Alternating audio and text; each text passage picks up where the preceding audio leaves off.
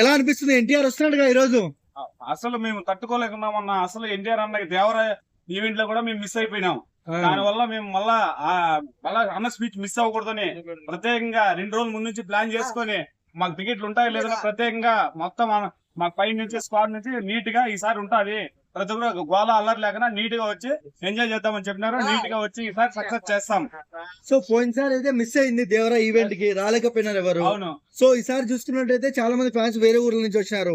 ఎలా అనిపిస్తుంది మీకు? ఖచ్చితంగా ఈవెంట్ సక్సెస్ చేస్తాం. మా వల్ల నుంచి ఫ్యాన్స్ నుంచి అయితే ఎన్టీఆర్ అన్నకి చెడ్డ పేరు వచ్చేది ఏ విధంగా మేము చెయ్యము.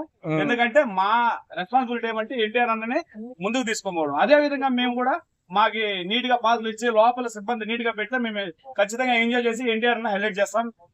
1 year తర్వాత చూడబోతున్నారు ఆయన్ని, ఎలా అనిపిస్తుంది అన్న? అదే నాకు చెప్తున్నాం, దేవరాలో కూడా ఆయన స్పీచ్ మిస్ అయిపోయినాం.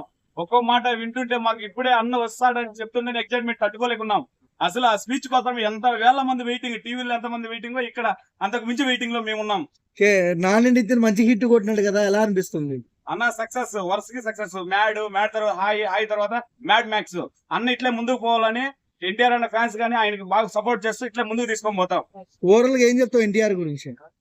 అన్న వస్తున్నాడు కదా దేవరా తర్వాత, మళ్ళా ఏది ఇప్పుడు వార్ 2 వస్తుంది. వార్ 2 కు ఉద్వాంసం చూడబోతున్నాం.